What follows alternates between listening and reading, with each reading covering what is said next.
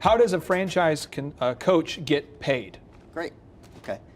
The great news about this is that in the world of franchising, because as we mentioned, the fee can't be changed that the franchisor charges you as the investor, whether you came through a coach or you came to them directly. We're paid a success fee from the franchisor. We have a relationship with franchisors that say, if and when you bring us a right fit candidate that meets our criteria, they have to approve it. We then, once those people are awarded a franchise and the franchise fee is collected, we're going to pay you that success fee. And that's simply how we get paid. Round number 6. This is the tough questions, the really tough stuff. So here we go. Things I need to look out for. Terry, we don't want to say anything negative about any other specific coaches, consultants, brokers, that kind of thing, but I want to ask this question. What are some of the shady things that I need to be aware of if I'm out there looking for a franchise coach and you kind of want to go, look out for this? Is there anything I need to look out for? There's a number of things to watch out for. First and foremost is how they describe themselves and whether they sound like they want you to perceive them as an expert and that they know the answers and or have relationships with only the best franchises. That is a tremendous red flag. Only the best. Right. So we've already eliminated the majority of franchises that aren't suitable for our clientele, and we're going to narrow that down to the ones that we vetted to be the best. That's very dangerous because Federal Trade Commission says any franchisor that provides you with an FDD that it meets the requirements of being a franchise to be open to the public to look at, and it's really up to the individual to make that choice. So you don't need an expert. You don't want someone's going to make decisions for you. So that's a red flag. If I have no experience working with a franchise coach, maybe this term is even new to me right now, objectively, knowing what you know, would you use a franchise coach and why?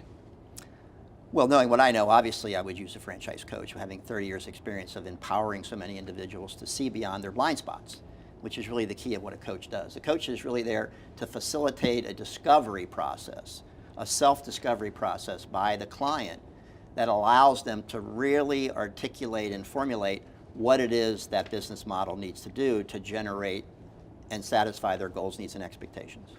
What are some of the reasons that people don't use a franchise coach that you often hear? It varies. Some people aren't aware that there's a huge distinction between a coaching organization like ours and those who now call themselves coaches. Many brokers and consultants have gone to call themselves coaches, but there's ways to distinguish that beyond what we just described that'll help them determine whether it's right. Now, round number 7 here. Questions to ask the franchise coach. So if I'm thinking about, if I'm calling you and a bunch of other guys and I'm trying to find, or gals, and trying to find the right coach for my business, man, woman, no matter what company it is, I'm trying to get those tough questions. I'm going to ask you some of the questions that I think that I might want to ask. Okay. What I want to start off by asking, are there franchises actually available in a given geographic area? Is that a question I should ask a coach?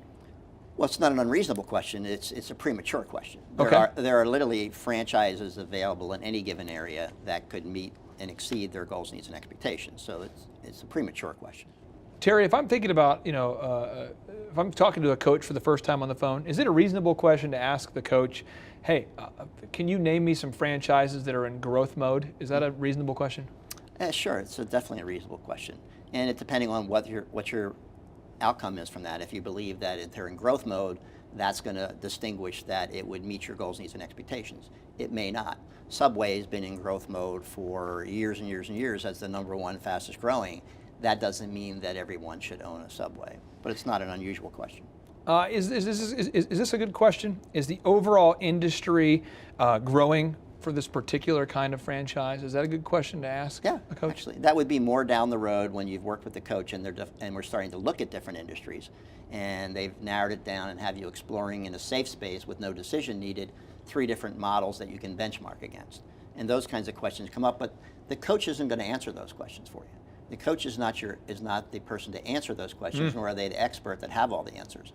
They're going to facilitate you getting all those answers from the individuals that can give you the clear understanding of those questions.